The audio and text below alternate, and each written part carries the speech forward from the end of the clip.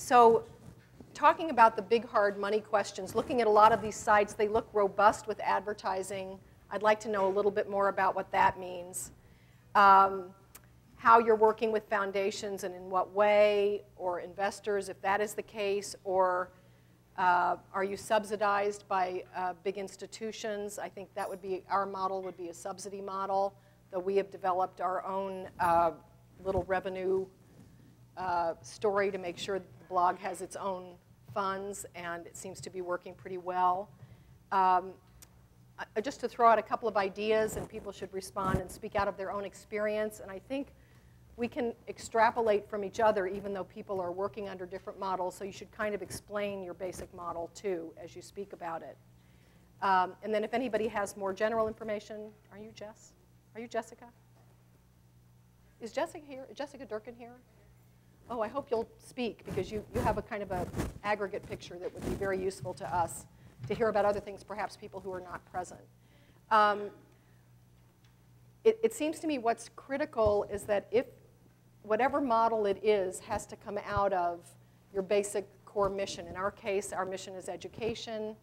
The blog is in our neighborhood. It has a community outreach dimension that is important to us. It has an educational dimension that is very important to us. It has an innovation dimension, laboratory, which as educators, especially at this juncture in the history of journalism, we're very interested in being players in and have been asked to be and are very delighted to take on that role to whatever extent we can. Having an institution like NYU that has been willing to back us as far as it can has been exciting and great. We've started a summer program that allows us to extend the gospel of Hyperlocal to students beyond our own students, who now become our summer students, and create an opportunity that they otherwise would not have to be in this exciting neighborhood and be connected to the blog. They aren't all writing for the blog, but they have that opportunity. And in the first session, several students actually made the blog with their videos, which was great. They have their own site, so that it's not, I mean, this is a New York Times level site, at least aspires to be, and therefore, isn't just available to any student to write for. There's a really deliberate editorial hierarchy, but it's aspirational, which makes it exciting and fun. So all of these things, form this nice organic whole that serves what we're about. It's not outside of what we're about. And a portion of the revenue from the summer program has been committed to us, and the summer program has proved successful. So the blog has a budget for next year, and I hope it will have one in coming years. And then we would hope to go to foundations for very specific projects or development projects, things that aren't basic revenue. So that's kind of our model. It seems to be, 10 months in, so far so good. I'd like to hear about other models, things that work, things that don't work, things that have proved disappointments. Has anybody gone in, without a revenue model, and what happens then? Talk more about advertising. We've gone so far as to do 2 large community surveys. We've been to every business in the community, all 770 of them, to get a sense for. We had actually 2 students from Stern do this for us last fall. I don't know how well they did it. I don't know if they spoke to the right people. I mean, there are all those questions. But the initial data makes it seem like this is going to be an uphill journey. How you engage local businesses and thinking that word of mouth is not the best way, thinking that virtual advertising is as good as paper. There seems to be a lot of older thinking on that, how you make that turn. And of course, for us, the larger question has been building the readership or the viewership or the audience or the non-audience or the formerly audience to make the blog a place that makes it worthwhile for someone to actually want to promote whatever they're doing, and what other means there might be of thinking about that. Also, how you display. Howard, when I look at your site, I wonder what about the guy whose ad is down, the scroll 50 pages? Is he happy? How does that work? Or do those rotate? I mean, anyway, those are just some grist for discussion. And some of you who've been primed, I hope you'll get up and tell us about it. Come on up.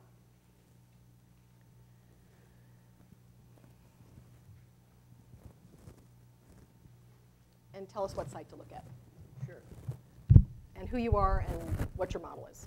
Well, my name is Ned Burke. I run sheepsheadbites.com. Oh, I looked at that this morning. Great.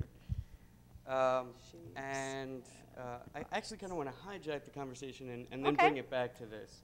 We were talking about how you measure participation before, and no one really brought up, you know, everything that was discussed was stats and comments and all of that. We found, I used to pay a lot of attention to that, and I still kind of do, but now for me it's, are people discussing it in the community? Are they talking about it when I go out wearing one of my Sheepshead Bites t-shirts? Are people recognizing me and the brand? And are stickers turning up places, which they are? I have some stickers if you guys want.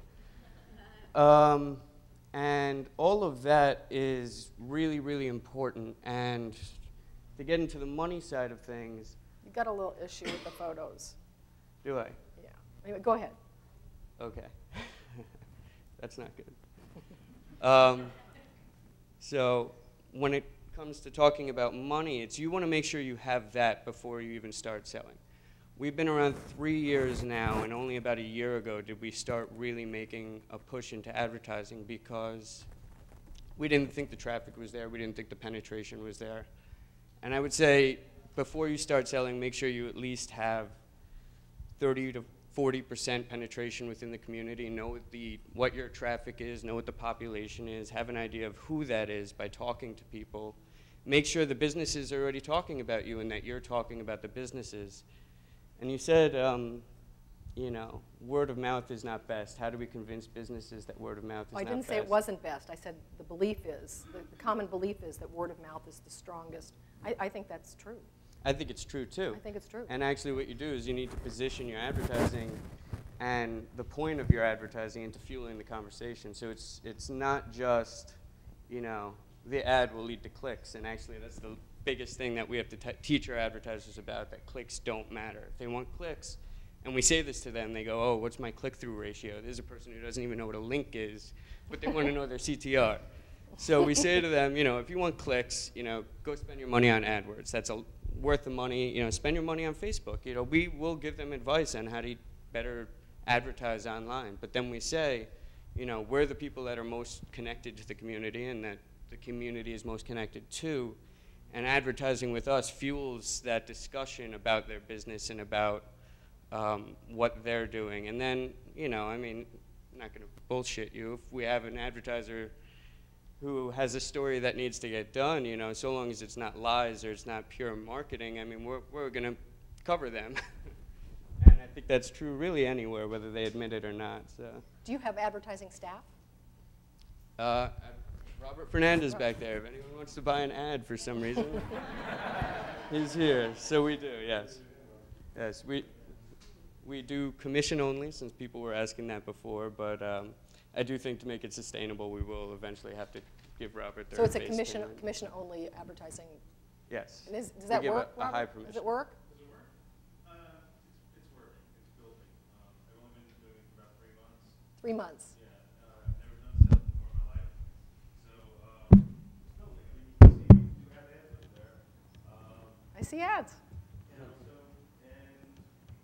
and every month my check gets bigger. So it's working. Come on up, Mo. What? Just a quick question about what Give him a mic. Will you give him a mic, please? Oh, sure. Thank you. See if the voice of God, yes. Mo Grockmall. I'm wondering, what are you selling? Are you selling a display? Are you selling classifieds? Are you selling space? What we're pushing right now is the display because we want that to look as vibrant as we can because that fuels all the other kind of advertising. We sell sponsored posts. We do have a classified section. We tried selling those. We were doing it all manually. It drove us nuts. And now if you click on the classifieds, which you probably even shouldn't, it's actually kind of embarrassing at this point. We have left those up without charging them now just because we don't want to manage the site. And in the meantime, we're building an automated solution in the back end. So, I'm sorry, what? Yes, I sent you an email and asked you how you did it. Yes, it's very much yours. God bless you for making that work because it was a nightmare for me. Are you selling obits? Are you selling weddings? Are you we selling? We want to begin selling obits, but we haven't started yet. That's part of it. We want to get into real estate. That's part of it. Events are part of it. We just did our first event. We made it suggested donation only because weren't sure how many people we can drive into it, and what we found was a lot. So, and then they all started saying we should charge because they didn't like how many people were there and they wanted to weed out all the people who were there mooching. I don't know, Robert, is there anything else we sell? We'll sell anything we can. One thing Howard talks about having, I think I've seen you talk about having your advertiser comes in, looks, and they want to be right there. They want to, you know, if they buy, they want their ad to talk to them when they come to the site. Well, I was going to jump in next. Get a mic, get a mic, get a mic. Yep, thanks. Thank you. I'll talk about our ad model a little bit. The one thing I want to just, you know, offer an alternative view to what Ned has said about when to start selling your ads. I wish, and I think we should have started selling ads like from day one. The thing I learned, I would recommend any aspiring publisher or new publisher to make your media kit before your site launches. Have that as a handout, and the day you start posting your first story, start going around physically walking into every business and introducing your site. And because you want to start introducing the idea of you should advertise on my site. The other thing, in any small community, the local business owners are among the most connected people in town. So you start building up, they're going to check out your site, and if you're doing a good job, they're going to like it and they're going to tell their friends about it. And most of their friends are other business owners. So you start building up the perception, everybody in town reads the site. I started here, when we only had 2,000 unique visitors a day, our perception was everybody in town reads the site. We now have 6,000 unique visitors a day. So you can see where there's a lot of room to growth when the perception was everybody in town reads the site. And I think that's because the most connected people in town were reading the site, which is a big part of being able to sell ads. The other aspect of that, and this kind of goes to what Ned said, I think when you're first starting out, you know, you really want to be willing to cut deals. Go after your high opportunity targets, your best known local brands, and try to get them on your site because they will help you sell other ads. The more ads you sell, the easier it gets to sell ads. We've really become, I think, the place that a lot of businesses want to advertise on because we have so many ads. I mean, the perception is that all these other businesses are on the site, so my business should be too. I think one thing I want to address is the effectiveness of the advertising, and this will come around to a little bit what you said.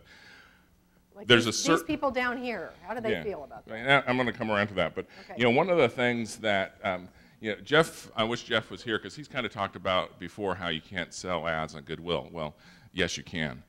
A lot of our advertising started out as goodwill. I think it tends to stick around because of it is effective. I get so much feedback from most of our advertisers, not all of them, most of our advertisers are really happy with, for the price, the effectiveness of the ads. As far as like the scroll, so right now what we do on the left-hand rail where most of the big ads are is every morning one of the first things I do is take some ads from the bottom and put them in the top 3 slots. And they kind of move around. We're making some modifications to our website, slightly design change. We're keeping the blog format because I'm a big believer in that, and we're keeping the ad format the same, but we're going to start serving the ads in OpenX, and that will give us the ability to automate. Every time you load the page, all those ads on the left-hand rail will appear randomly. Everybody still gets every page impression. It's just, it's automated who's in the top 3 slots on each page view. And I think that will give a better distribution. But the other thing is, I mean, we had, I don't know if you'll see it there, but somewhere in the middle of the page is going to be an ad for Carlson's Studio. It's an attractive, there it is. You just went past it. Very attractive ad, attractive young woman. Long story short, I mean, I had them stuck in the very bottom slot for about 2 months while we were working out getting more gift certificates from them to sell. They pay for their ad by giving me gift certificates to sell. And while I was waiting for the gift certificates, I didn't want to take them down. I just left them at the bottom slot. Their click-through rate was very good at that bottom slot. I mean, for the rest of us, they're getting 60, 70 visitors per month to their website, which is right in the middle of what an advertiser can expect from our site, which goes back to the point you brought up earlier about we don't do banner rotation. You know, when I was in Ventura, when I was in Bakersfield, I was a big believer in only 3 or 4, what they call the limited inventory ad model, where you put just a few ad slots, try to sell them at a premium CPM. But what I found is that confused advertisers. They don't get, I think as Mark Potts said, advertisers can't spell CPM. You know, when an advertiser comes onto your website, they want to see your ad. Yeah, once in a while it says, hey, I get a feedback, I haven't seen my ad at the top of the page for a while. And okay, well, I'll make sure it gets up there tomorrow. But at least their ad is on the page. You know, and when I've been in other locations, other news websites, the constant complaints, I reloaded the page 20 times and I never saw my ad, which statistically can happen. So I just wanted to eliminate that complaint. We know you're in a rural community, but can we ask what you charge? Yeah, so it's a rural Rust Belt community, so you know, like where Main Street Pizza is up there, that's $400 a month. That's like the most expensive ad. The box ads, like Empire Tractor, start at $260 a month, and then I offer discounts for 6-month and 1-year contracts. So in our local indie group, we were discussing prices recently, and I was really shocked at, you know, somebody's charging $1,000 for a sponsored post. I'm like, whew. Man, I wish I could get that. I get $75 for a sponsored post, and lucky to get that. So it goes back to what I said yesterday. Each of our communities are different. What does Sheepshead charge? I'd actually like to get back to that and respond a little bit. We'll give you a mic. Who's got a mic? Give him that mic. Thanks. You know, you were saying that you disagree that, you know, about when you should start. I do think you should have your media kit right away. Is it done? Okay. I don't like being on TV. I do think you should have that right away to be prepared if anyone asks for it, but in terms of a true sales effort, I think the pitfall is that, you know, you have lower numbers, so you have to sell it for lower, and then I think you kind of get stuck with those numbers. And that was me, that was $1,000 for a sponsored post, and we had a little back and forth about that, and I've always kind of disagreed with the rates that you charge. And I think that they can become problematic for a lot. And I'd rather be managing 30 or 40 high-paying relationships than what, 95 you have, something like that? Oh, as of today, 113. Honestly, I wouldn't want to deal with 113 Brooklyn business owners. They're all, they're all a little out of their mind. You're on TV. This is public. That's right. I'm a Brooklyn business owner, so I'm a little out of my mind. But but I mean, I think that's one of the challenges. Is, you know, first of all, how do you price is always a challenge. I think this is a good conversation to have. Talk about my competition versus yours. Mm-hmm. I'm competing against a daily newspaper that has shockingly low rates. Not really competing against, but I mean priced against the penny saver, a shopper, where, so like our box rate is equivalent to 4 weeks of a quarter-page ad. So that's the price point that I'm competing against. So I started out with much higher prices. I had to bring them down to match where the marketplace was. I think that's fair. Actually, we came up with our numbers by kind of looking at what our print competitors were doing and saying, well, let's slash everything by 20%, and those are our numbers. If you put up Aristonet, well, we started out with the same rail thing, when we first started out, that, you know, everybody wanted that top slot, and then that was gone, and we went to OpenX, and then when we did the redesign, one of the things, the way you price things, is that we have zones, and so each zone has a different price. So if you go up to the top of the page, that ShopRite ad, which is the local ShopRite, is, I can't remember whether that's $1,600 a month or $1,200 a month, and that spot is shared by up to 3 advertisers. So that piece of real estate is, I wish I'd remembered for sure, but it's either $3,600 or $4,800 a month or whatever for those 3 ads. The WFUV is a barter there. They mention us on the air. what we did, we had what we called Tier 2, which was all the rail ads down on the bottom, the cheaper ads on the front page when we were blog-based. And that was where you see, you know, that's where everybody, that was the sort of a sweet spot. It was only $250 a month, and people wanted it, filled up. It drove me crazy to see all those ads there. So what we now have is we call it the horizontal. If you click up where it says Montclair Breast Center, and we will sell up to 6 ads in that spot. So basically, When does it change? Because I'm reloading and it's you're not reloading changing. and it's not changing. There Oh, it is. there, that one is. Up But against this one farm. isn't. This one's staying. We might not have anything else in that spot. Lucky You know, them. yeah. And it's summer. Things are a little bit slower. What we're doing right now is we're sort of looking at redoing the ad kit. Oh, there we go. NJPAC, that's a paying ad. And also, we have different zones. So if you go into, say, real estate, you will see a different set of ads.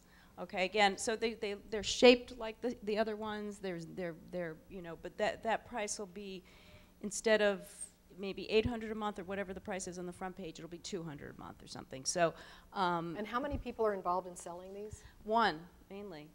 We have one On commission or salary? on commission, and by the way, she makes more than anybody else on the site. She gets the biggest check every month, and it's That's encouraging. It's strictly commission. She gets a 20% commission. What percent? 20. 20%. 20% commission. So she does really well. Now, one thing we do have the classifieds. If you go up the top of the site, basically you'll see the same thing that you saw on Netscape. The appropriated site. Basically our ads, graphic designer is in charge of posting those ads. And so I don't pay any attention to it whatsoever. We don't do anything to market it. And about once every 6 weeks, I go into PayPal and I scrape out about $1,000. It's there. I don't know why, but it's there. It's like found money. So that's great. And if you click on deals, I don't know if you'll see anything there, but we did start doing some deals because you know, to keep up with the competition and give it a try.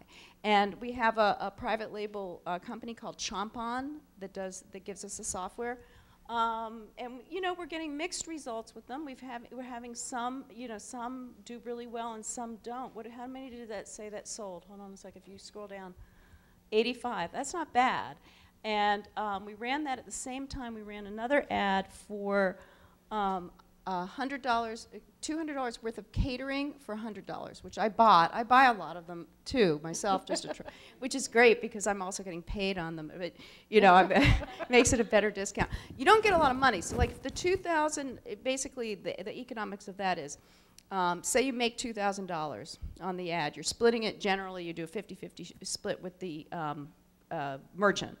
And then Chompon gets, and then you pay for the credit card fees, and then Chompon gets a fee, and then we end up spending, you know, the 20% for our salesperson to do it. But there's some unused space. What we did is on the front page, if you go back to the front. C-H-O-M-P-O-N, Chompon. You see where the comment box is, and then underneath it, on the right-hand side, and scroll down, see, and then scroll down a little. Okay, and the featured comment. Mm-hmm. What we do is we put the widget telling people to go to the deals page. Either if we start out by putting it in the comments box, and then we move it down to the featured comment. So it's not, you know, sellable space anyway. It's just space that we take away a little bit of the. We have one or the other. They're either going to see the most recent comments, or they're going to see the featured comment, which is sort of a curated thing that we do that everybody likes to be the featured comment. The other thing we don't do any kind of sponsored content, but we do have this thing, and I wish we used it more, and I really want my high-paid ad salesperson to do this more. But we have a graphic called "And Now a Word for Our Sponsors," and it is, you know, it's a cute little graphic. And it's basically a way to be totally transparent and we tend to run those on Saturdays if we run them at all. And it basically says, you know, it's like any kind of good news, any kind of advertising thing where, you know, this such and such has a special deal this week, or such and such wants everybody to know that they make the, whatever, you know, they're bragging. Is it a value add, or do you charge for that? No. We give that for free. I mean, it's like it's an advertiser relation thing. It's a way of bringing the advertiser into the editorial in a way that's totally transparent and really well received by the reader. I mean, they don't get mad in the comments, which they would if you know. That would appear if you Where is it? Google search BurstNet now. Word for our sponsors. Not up there, but down at where. Yeah. Here? Yeah. Word for our sponsors. Not from. It's for.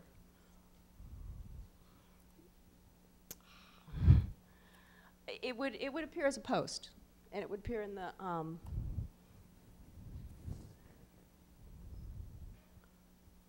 It's taking a while to. There we go. That's the logo. And now word for our sponsors, and I guess we haven't done one since March. And you know, so yeah, it's like they have a grand opening. They're having a special sale. They're having a markdown. I really want my ad manager to do that more often. I'd like her to do it once a week. But again, because of the branding on it, people can't complain. And then it's.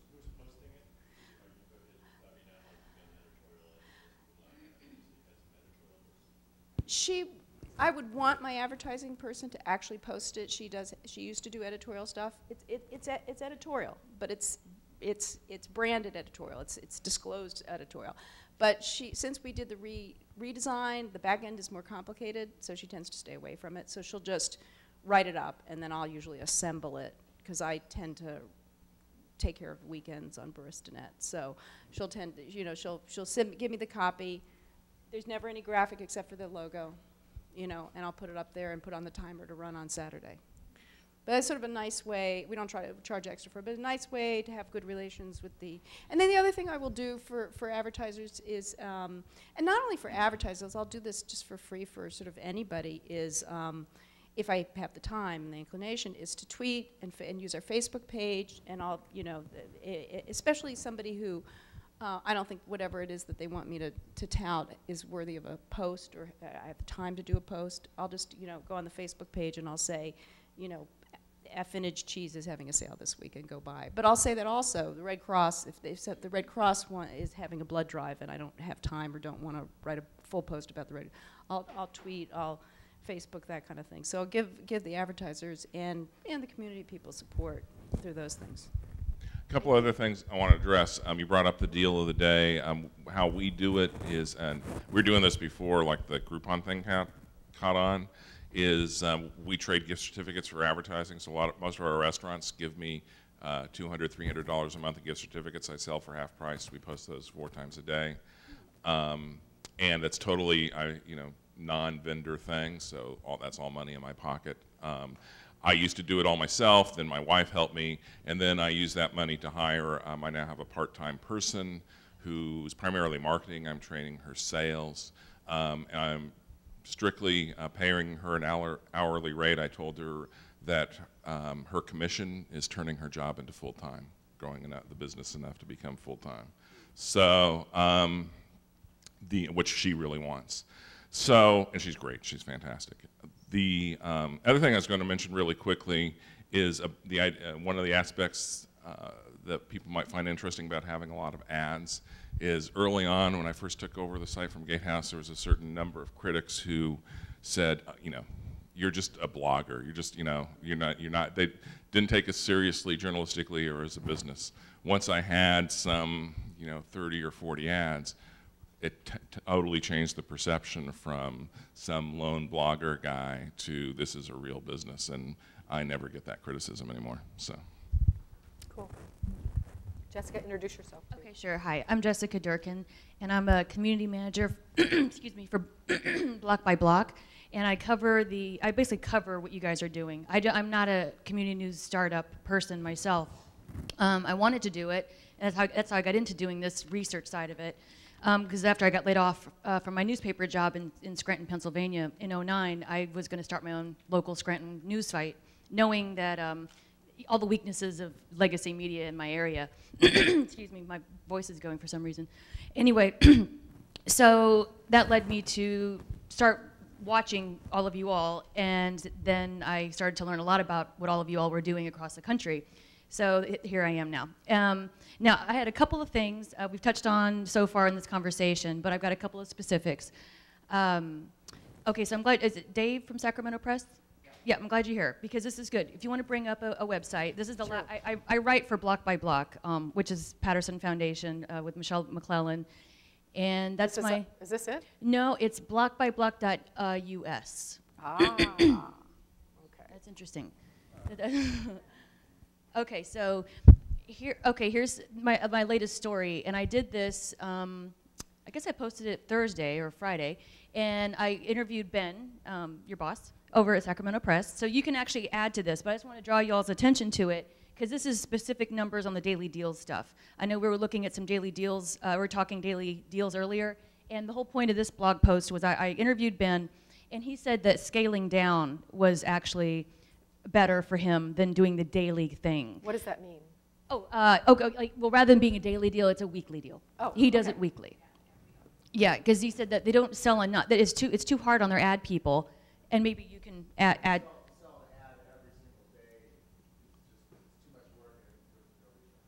Exactly. So he said just it's for the labor involved. It's very labor intensive to do every day. Kind of, and he likened it to like a journalist having to do like a story quota at those, whenever like back in the day they'd make you do like 2 stories a day or a story in a brief or something to fill the paper. So and if this, he actually Ben disclosed some specific numbers. So if you scroll down a little bit, just to give you an idea how this is working for him, the bottom line of this is that daily deals are an add-on feature. They're not the centerpiece of his ad portfolio. They're in addition to everything else that they offer to merchants. So, and he said also the big key to this is knowing your product and knowing your merchant and what they need, and really having valuable one-on-one relationship to guide them and tell them, say, hey, look, this is actually a better deal for you if you do this or if you do that. Like, don't just try to like do cold calls and say, buy a bunch of daily deals. He said just know your merchant and be sensitive to the size of their business and what they want, and it really is key having these relationships. But yeah. Oh, if you. Mm-hmm. Just to say that we recently left one up for about. I originally thought let's just have them up on the page for 2 days, maybe 3 days, and recently our salesperson said let's just leave it up for like 5 days, 6 days, and it looks stale to me, but boy, we got a lot of sales leaving it up there, because even though we have the Facebook page and the email blast of the people who've signed up, there's a lot of people come on the site once or twice a week, and they were finding it then, and the word of mouth was spreading more slowly. So we really, if I had, for that Jersey Boys concert that is tonight, if we had pulled that after 2 days, we would have sold 20. Instead, we sold 85. So we brought in, between the 2 deals, I think about 3,000 altogether. Our share of that maybe, 1,200 in 5 days. Not bad. Well, and also you have to figure how that fits into the larger, your larger revenue stream, and how your footprint in the community and how big your business is.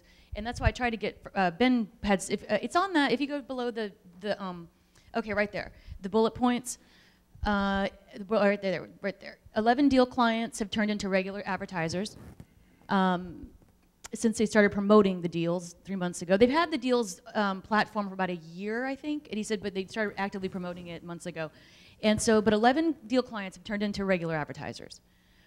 11 advertising partners have run deals, not the same 11, okay? So like, maybe people who didn't do the deals are doing the deals. As a platform, gross revenue, whenever they did it daily, gross revenue was about 18,000, and the low end was 5,000 a month. As a weekly, there's less money, but it's as high as 5, as low as 1,000. But he said it's worth it, because it's just the stress on the sales staff is just, it's not worth it to do it every day, like I said.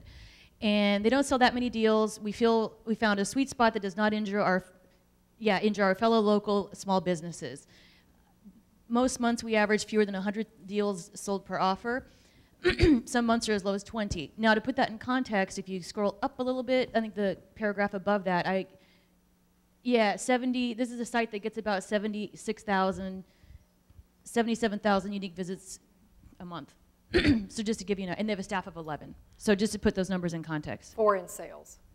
Well, I have a question for Howard, Debbie, and Ned.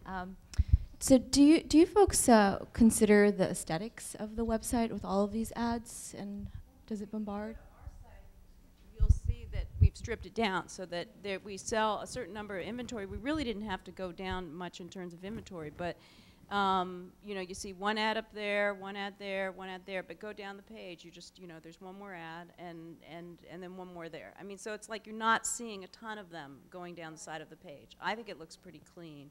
And I was tired of the ads that were the animated GIFs, and we made that really just for the premium ads. So, like, you have to pay up if you want to have an animated GIF on the site.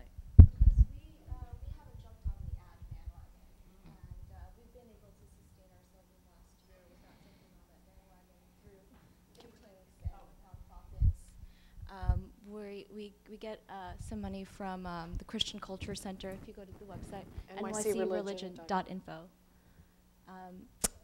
We also get a little bit of money from the Council of Churches of New York City, because our mission is to provide a platform for all religious groups in New York City to be able to express themselves. So we fairly target like interfaith groups instead of ads. Well, I was going to say, in a word, no. It's about making money. So the other thing is, one of the other concepts of why we did all the ads on the pages we do was, I was really inspired by thinking about shoppers, penny savers. And I wanted all the ads on one page, so, and we do get some of this. The Batavian homepage is a place to go to find out what businesses are doing in the community, what they're offering. Using it like a shopper, and so I wanted all the ads in one place that's easy to find. The other thing I wanted to mention real quickly is we don't allow animated, flash, nothing. It's purely static. I don't want any distraction for the readers. Go ahead, Jim. I was going to, Jim Schachter of the Times. In the spirit of Jay's 100% coverage, I was just looking at the Wall Street Journal, which has a story saying that Living Social is planning a $1 billion IPO, and we know that Groupon, you know, was turned down at $6 billion from Google in order to go public itself, and that's according to the profile of Andrew Mason in Vanity Fair this month, a site started by a guy who intended to go into the business of publishing a website about social change and organizing people around social causes, but this idea was presented to him by an investor.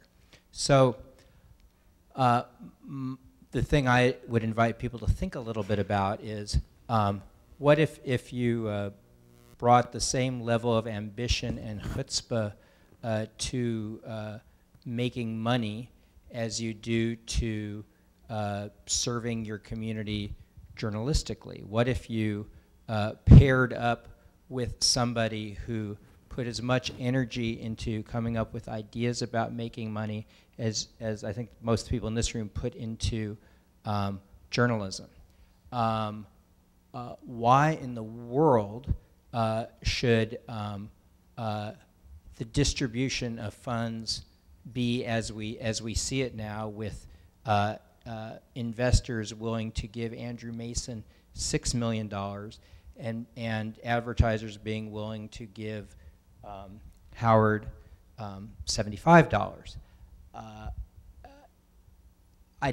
This is not right fundamentally, but I don't think any of us are trying hard enough to be wildly crazy enough. The Living Social guy, for example, he spoke at a small business event the Times had last month, and said that they're turning their attention to, doing,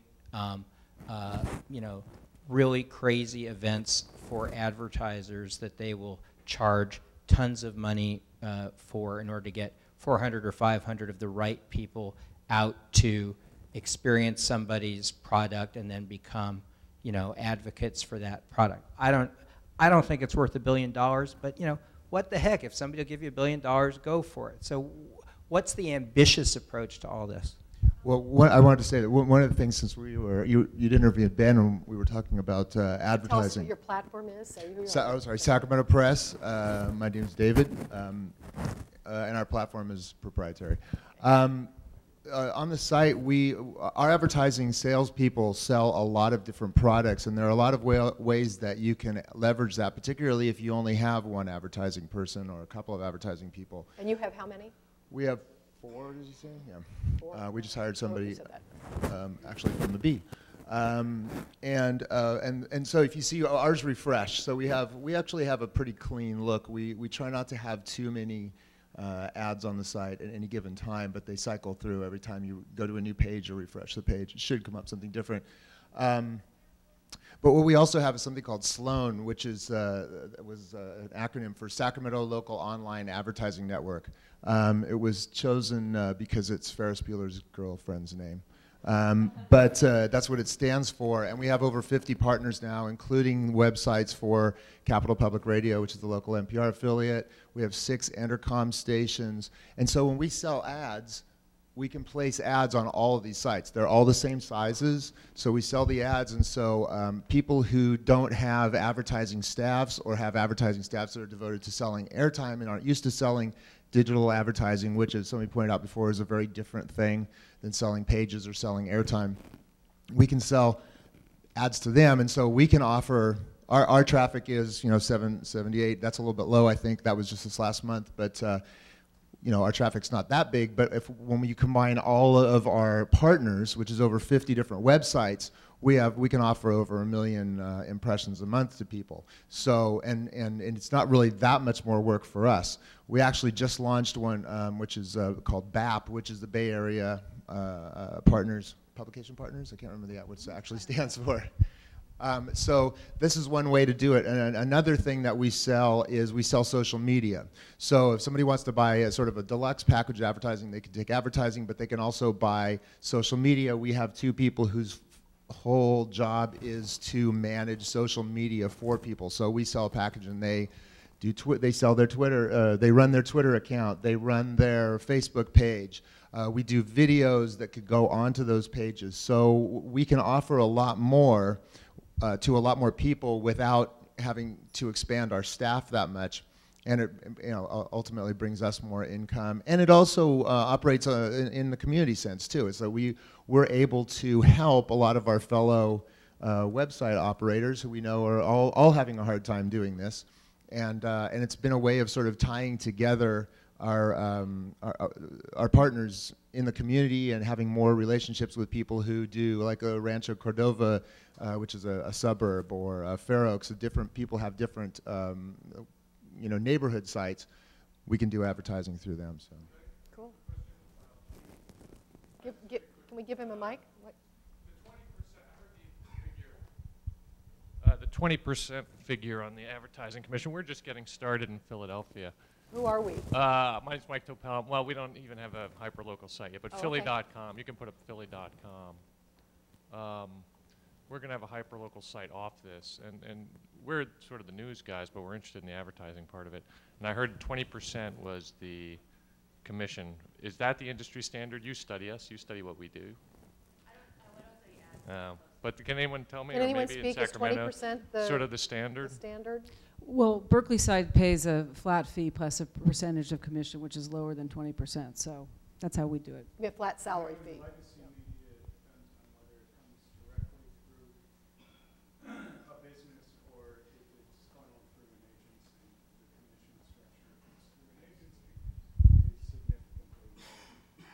Has anyone tried it? Like, which seems to be working better? Maybe Howard Anyone else knows. want to speak to that?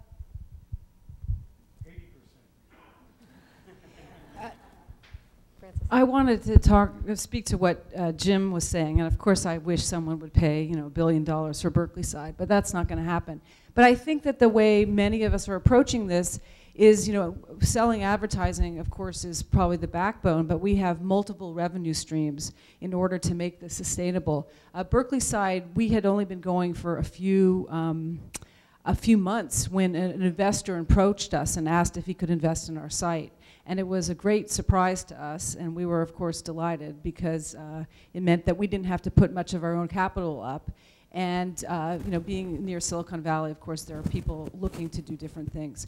But we try to do a lot of things. We also ask people to pay a certain amount per month to just get our content. It's a voluntary contribution. We are launching. Do people pay? Yeah, people pay. They pay. Some people make contributions of $150, $250. Some people pay $5 to $10 a month for, you know. How often do you do like NPR where you do a constant ask? Or? We don't. We should be asking more. Every Saturday, except for all of us are on vacation today, which is a little secret. We generally do a best of the week, and then we ask at the bottom of that post for people to make a donation. And so how many would?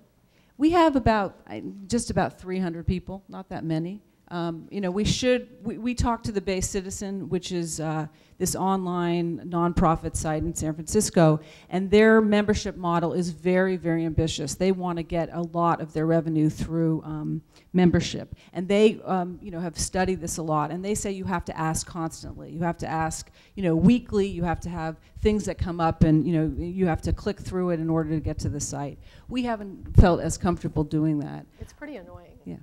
But also, we are starting a nonprofit branch. We're going to ask people to contribute to a local journalism fund.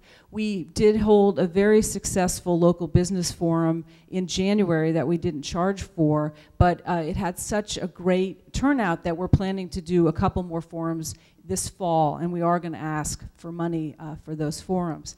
Now, of course, none of this is huge money. It's not New York Times money. It's not what some of the larger Philadelphia Inquirer. You probably, you know, have greater needs than the local independents. But I think all of us are sort of, you know, this has been the flip fun side of reporter turned businessman is thinking of these new and different ways to generate revenue. Someone else, come on up and tell us who you are.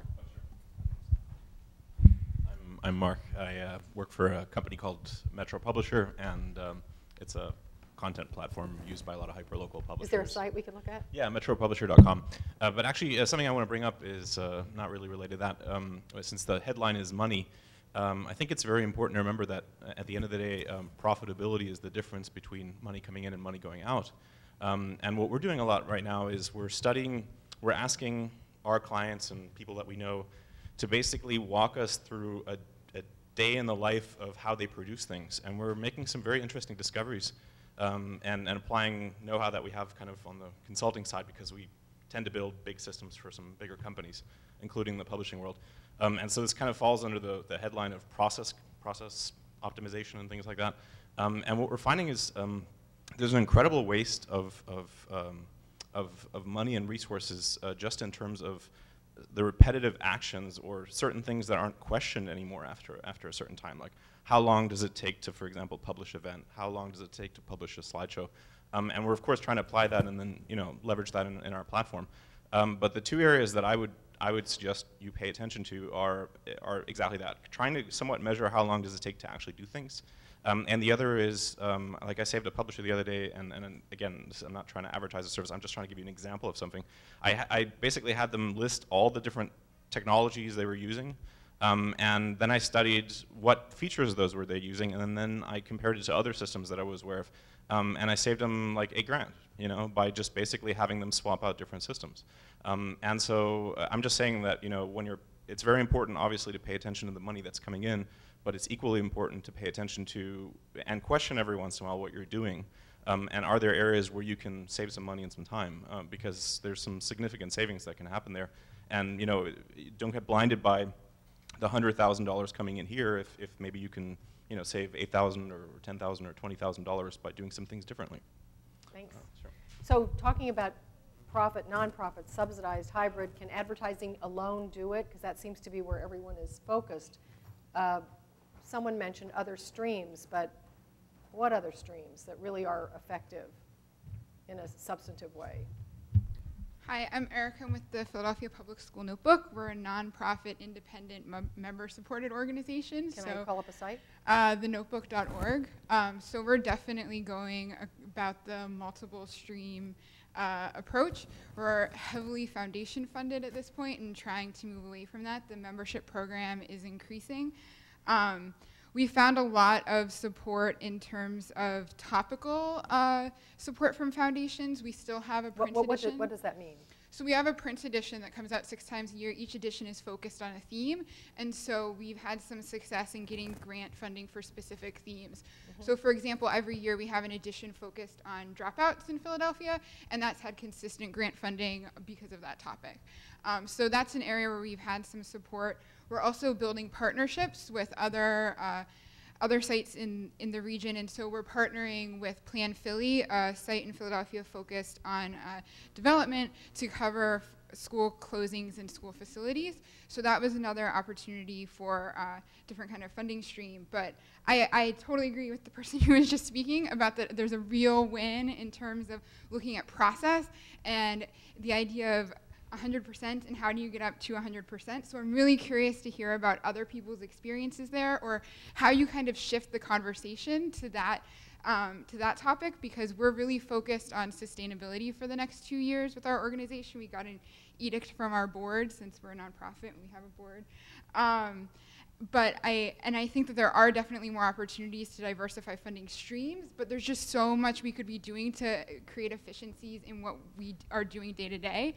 And I'm finding a lot less traction with that discussion, and so I'd be really curious to hear how that's gone for other people.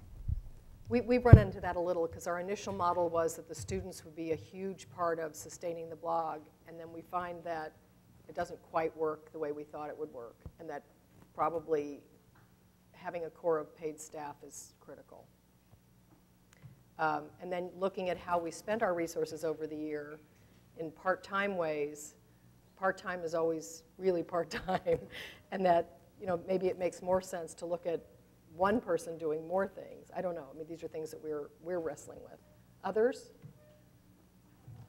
Come on up. Oh, I was going to speak to the... And who are you? Oh, I'm sorry. I'm Annalise Griffin. Oh, I am... Hi. Cooney's here. Yes. My other editor, Indrani Sen, is over there as well. We're the editors of the Fort Greene Clinton Hill Local. I also am a partner in a business called Brooklyn Based. At the Local, we don't really engage in advertising discussion, and we leave that up to the fine folks at the Times. It's not really part of it's just not part of our job. But at Brooklyn Based, there's just 2 of us, and it's a startup. So is that brooklynbased.com? Brooklynbased.net. We own both domains, but we prefer net.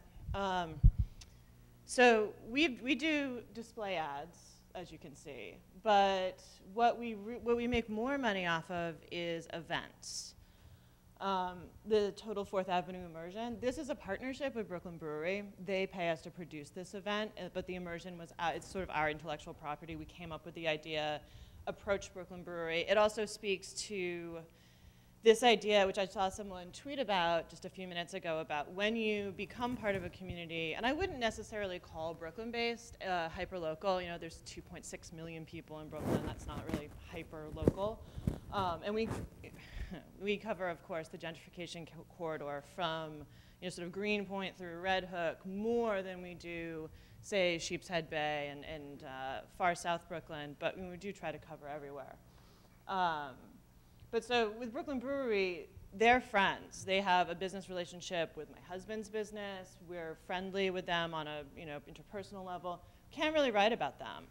So it's a hard line that we're always struggling to cross, but we can do business with them. And so we did a series of events this summer where we line up these bars. Brooklyn Brewery provides the beer. We get our readers to come, and it works out really well for everyone. And who does the heavy lifting on an event like that? My partner Nicole and I do. You know, in addition to writing and editing, and you do that as well. We actually, you know, I spent all yesterday afternoon calling bars on Vanderbilt Avenue, trying to get them to be part of the final event that's going to be in August. How do you make money off this? Brooklyn Brewery pays us.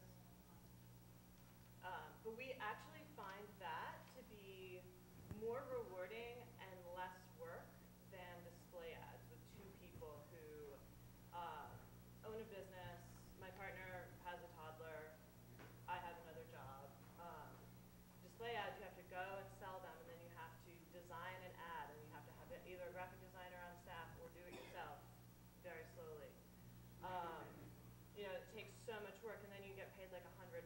This is much more money, and it Can we ask how much money? Oh, come on, tell us. Transparent here.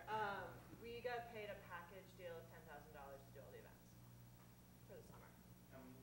There's 4. Do you have to have insurance or anything for events, you know, in the world like that? Good question. Well, it depends on the event.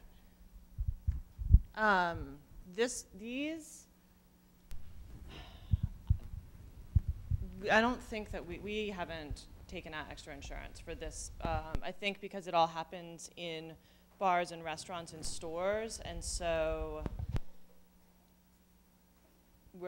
they are liable for anything that happens on their premises. Can you describe more how it happens, what happens at a Fourth Avenue Merchant, and just basically what you're doing, Okay, it's not a street fair. You don't shut down the block. That's real. I've tried to do that. It's very hard to do, unless you're a block association and it's like clearly not for profit. The city makes it very expensive, and there's a lot of insurance involved in something like that, especially if there's booze involved.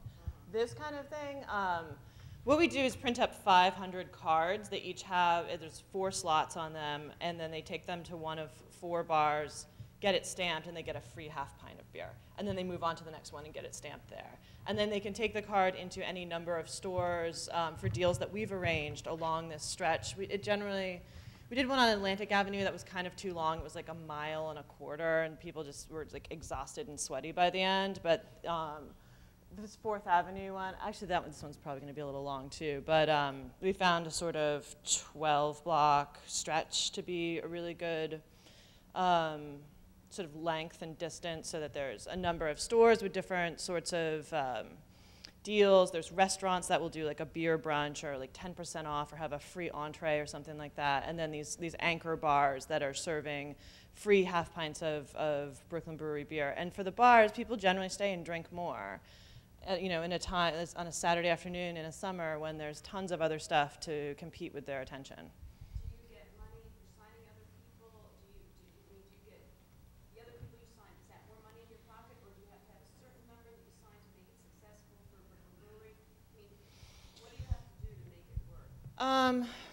You just basically have to get people to turn out and to tweet about how much they love Brooklyn Brewery and their beer and how much they love the bar they're in. And so we do that by creating an emergent hashtag and sort of, tweeting really excitedly and having our interns tweet, and then people, and we also collect prizes from people who are from stores that are participating, and then we hand those out. We also have Brooklyn Brewery like beach towels and mugs and stuff that we hand out via Twitter along the route. So you create this sort of party atmosphere, but in a controlled sense. Just a brief comment. What you're describing. Give him a mic. Give him a mic.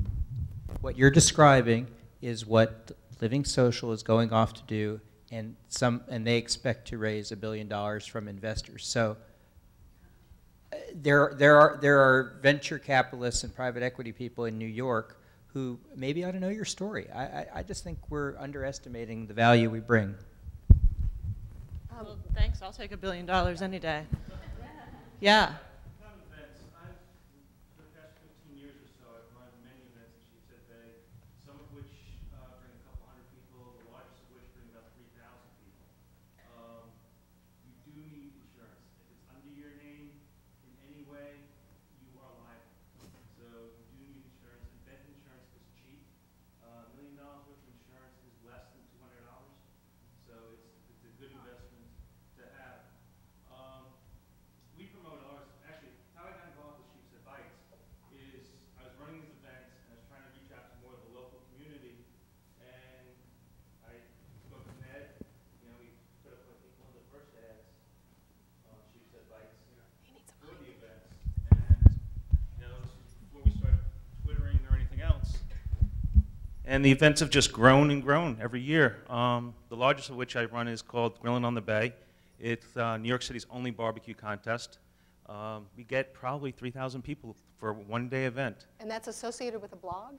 It's not associated with the blog. It's a totally... We sponsored it as well, but that was more of a marketing thing than us organizing it. We didn't make any money off it or anything like that, but it's his event. Other wild and crazy ideas, I guess we're getting into that realm. But take a mic, please. Yes. Just based off of that and wild and crazy ideas, the way Robert and I teamed up and have kind of brought him more and more into Sheepshead Bites organization is something that can really be replicated elsewhere. Yeah, he was throwing a lot of the events for the local church, so I've now stolen him from the church, which, as a Jew, I feel pretty good about it, but, you know, and that could be done elsewhere, so.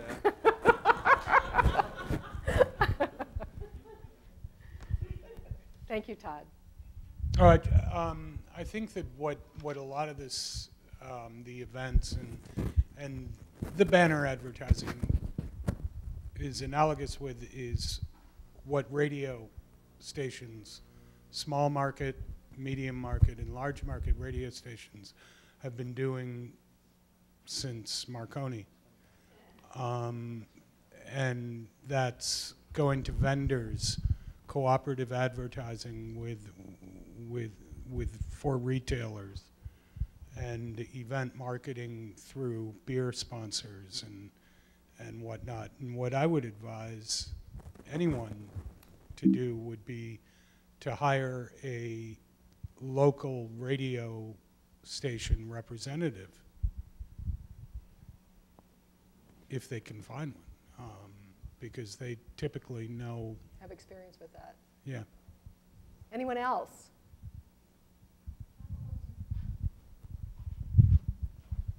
Come on up and we'll get you a mic. Yes. Talk to the group. Hi, my name is Marimer Navarrete. I don't have a hyperlocal. I'm a journalist. I'm laid off recently from my work. But I'm looking to have a hyperlocal in New Jersey. I was wondering, I have two questions basically. I want to know your experience regarding having a non-profit or a versus a profit hyperlocal. If you can do the transition, which one would be better for somebody who's coming from scratch? And my second question would be if you have any experience, like if you find that you have a local business that doesn't have a website, but then you can provide them a homepage inside your hyperlocal, if you have any suggestion regarding that, because that's one of the things that I was going to do. Thank you. Anyone want to respond? I have a connection for you. Her name is Sylvia Saralegui, and she's doing a hyperlocal in Elizabeth. And I'll connect you on Facebook if you want, and we'd be glad to help you there. She's doing it bilingually and very visually. It's really interesting. And I haven't heard a whole lot of talk today about communities that don't speak English and about being, I'm assuming, okay, español? Bueno. It's important, and there's great opportunities there. This is in Elizabeth, is where she's doing. I hope you're not in Elizabeth. Okay, good. You guys will work fine. But you know, it's co-opetition, not only competition. One of the things that really interests me about this is not just revenue opportunities, but revenue opportunities that grow out of what the site is good at doing. So, for example, with Sacramento Press, you guys sell social media to advertisers and help them get good at social media, right? But Sacramento Press also has to be good at social media to be the Sacramento Press, right? Right. So this is where we need to be thinking, how can we get good at things editorially that build up skill and knowledge that then can be sold, right? So if, for example, you organize events in your local community, part of the reason you might be good at that is that you know everybody in your local community because you cover that community. So there has to be a match somehow between the skill and knowledge that the routine of putting out the site builds up and the added value service that you are providing other people for pay. In the old system, nobody worried about that because basically everything worked on the logic of adjacency, right? We have the news here and we can put an ad adjacent to it, and that's magic. But that's exactly what companies like Groupon are undoing. They're saying just what you said, right? Groupon is saying, who cares about adjacency? We got the people, you got the deals. We don't need that, right? And the whole logic of adjacency, whether it's in print, ad next to a story, or in broadcast, ad after programming, is being undone, right? So now we need something better than adjacency. So it's not just where are we going to get money, it's how can we operate in a way that builds up a special knowledge that we have that we can then sell to somebody else. And that's like tricky, but that's the sweet spot. Well, the other thing is that all of us are social media. We're not Twitter or Facebook, but we're online. We have all the same, we're like social media, but not limited to 140 characters, right? Yeah, that's what I mean. Like by getting better at doing the Sacramento press, you're creating a kind of competence that you can then sell to other people, right? And so the question is, how do you design your organization so that as it runs or turns day by day, right, it is creating something that then has commercial value in another context, right? That's what I'm trying to get you to focus on. Which is why I wanted to come up here for a while, actually. I'm Ken Rosen. I'm an undergraduate still, sophomore at SCAD, and I'm the copy editor for the school paper. But I guess what they stress And you're here in the summer program. Yeah, I'm here in the summer program. I guess what they stress at my school is, for the paper, that we have this platform, which is the internet, and this archaic way of putting ads up onto the internet and searching for these people that, support us is crazy. When we can throw up slideshows, we throw up interactive maps as a given. We do, with my articles, I'll go out with a tape recorder, videotape it, write it up, and have an audio piece all on one page. I think what we're straying from is that we need something that the readers want to come to, and like there's a whole experience, not just text on a page, because we have that in the daily papers that we read in our hands. So how do we bridge this gap that is the digital age? Yeah, we have social media. Yes, we have all these cool things that we can throw up ads and they switch and whatnot. But how are we going to make it more of an experience as opposed to just some, what you can get in paper? Come on up.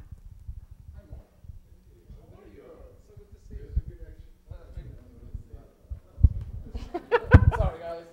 Well, I'm sorry, I missed this person too. Listen to the inside out. Will you wait 1 second because this gentleman was waiting to speak? Sorry. That's okay. Just Actually, I was just going to say what Jay said, but Stay he said it better. No, I'm Matt, and I'm at thehour.com, and I'm a web developer. So The Hour? Yeah, thehour.com. So I think I do agree with what Jay and the other gentleman were just saying. One concern is that I think right now is actually an easy time to sell ads because there's an explosion of money being thrown onto the web. And if you looked at that piece in a graph, it'd be going up great, and we all say, great, there's a future here. The only problem is there's another line on the graph, and it's the amount of inventory on the web, and it's growing bigger, and any economist will tell you that that's going to drive the prices down on ads. And so I'm a web developer, and when I travel around on the web, I'll see lots of ads for Rackspace or hosting solutions or GoDaddy or something, but I also see occasionally local ads being targeted at me, even though I'm not on a local site. So with smart technology like that and an ever growing inventory to sell and target at people, just want to, point of concern, I think ad prices are going to continue to go down rather than up. But there is goodwill aside, but it's just something to think about. Where is the Hour located? We're in Norwalk, Connecticut, and you can see that we like ads. Yeah. The design here was pretty much me losing a few arguments with the advertising department, but no, we're actually selling a lot of ads, enough that you have staff doing that?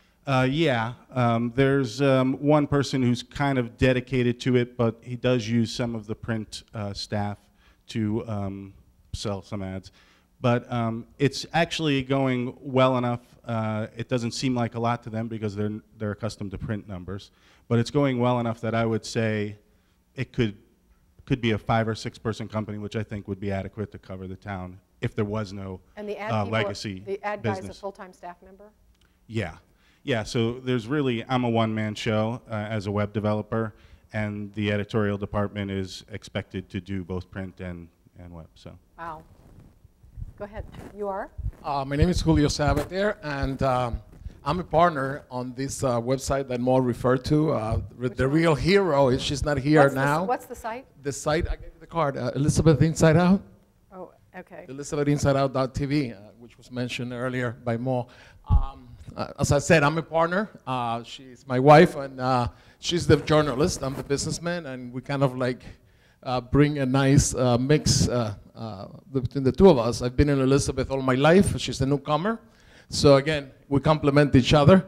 I don't foresee any problem in attracting ads to our website because of the relationships that I have in the community.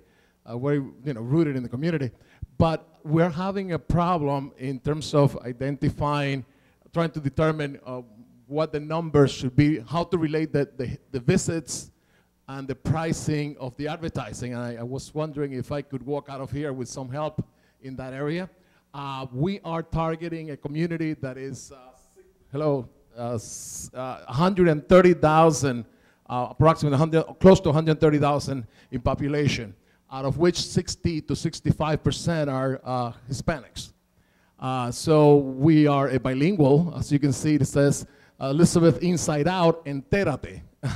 So even from the title, I mean, it clearly conveys that we are a bilingual site. And basically our mission is trying to highlight the old Elizabeth, which was also very diverse among many European countries, but now it's very diverse in terms of different Latino countries, from South America, Central America, and the Caribbean. So we're trying to kind of like convey, it hasn't changed much, although it has changed a lot. And that's the paradox that we're trying to highlight. But we're really having problems. So our video, if you can see, the site is mostly videos. We felt that in terms of the population that we're working with, images convey a lot more. Latinos in general are not known for being readers, so we felt video is, especially the population that we're working with. Not as Mr. Miro, I'm a Latino myself, but statistically, the population, the underserved population that we're dealing with, that we're trying to attract, we feel the video will be able to attract them easier, visuals rather than writing, although we do include some writing as well. But we're relying mostly on images. But again, we're reaching the stage where we're trying to measure how successful we are in terms of the numbers, in terms of reading the numbers. And I was wondering if someone can help us with that, or would like to hear some ideas. Okay. And some pricing in terms of selling advertising. We need help in that area, so I was wondering if somebody can share some ideas. I suggest we wrap up in about 5 minutes because I'm sure people are getting hungry, and we have another session this afternoon, and we need a break, and you need to explore the East Village because you're here. So maybe last comments and perhaps responding to this gentleman's questions or something else. Come on up. Come on up. Will you, wait, take a mic. Take a mic. Thanks. Hi, my name is Luis Flores, and I'm a blogger based here in New York City. I do a lot of political blogging. And do you have a blog? I have several, but you can look at, if you Google campaign for mayor 2013. One idea, rather than just selling ads, if there's a business that you want to promote that maybe you're trying to partner with and do some kind of barter system, is also make YouTube videos, because that also enhances your user experience, because it's not just text that you want to put up there on your blog, but you can also use YouTube as a platform to sort of extend your reach out of just your normal visitor, help people find you by having another platform. And I've had a lot of success by using YouTube. I think and I'm just a normal blogger. I think I've had already 40,000 hits on my YouTube account, which is quite a bit. And some of my other blogger friends have like had over almost 300,000 hits, you know, which is quite phenomenal for someone like us, you know, for starter people. But for some of the other sites that you guys have, YouTube is a great platform to help extend awareness about your site. Just an idea. Thanks. One more comment? Could you go to RSS in plain English and put YouTube in RSS in plain English on Google? That's what I put in? Yeah, in the search box. Okay. RSS. RSS in plain English, and then just put YouTube in there. Okay. Yeah, click on that. You don't have to play it. Okay. Okay, so this is a this is a little explainer video about how RSS works that's made by this company, Conclave. And they do a whole bunch of things like this. They have social media in plain English and other things that people use a lot, but they don't necessarily understand how they work, right? And they're very good at making these explainer videos that run for about 2 minutes. They put them on YouTube. You can also find them at their own site. They're free. But they're so good at doing this that companies come to them and say, will you do an explainer video for us? Because our employees don't understand like what we're doing. Okay. So this is what I mean. They gain expertise by doing this particular form of editorial work. And they become so good at it that they can sell it to somebody else who needs a highly specialized version of this work. You see? So the business is based on their own skill at explaining stuff to the public. And then they get paid to explain stuff to people who can afford to pay them. You see? So that's the match that we need between operating style and revenue stream, because the logic of adjacency just isn't strong enough anymore to provide that revenue. Thank you, Jay. I think that's a good note to stop this session. As I said, we can certainly bleed into the next one, 2 o'clock, and we'll talk about tools. Sacramento, I hope, will come back. If others have tools to share, we're in a very good position to display them and demo them, and we are going to do that. So anyway, have a great lunch, enjoy our wonderful neighborhood, and we'll see you at 2 o'clock. So come straight up and we'll be here. Thanks.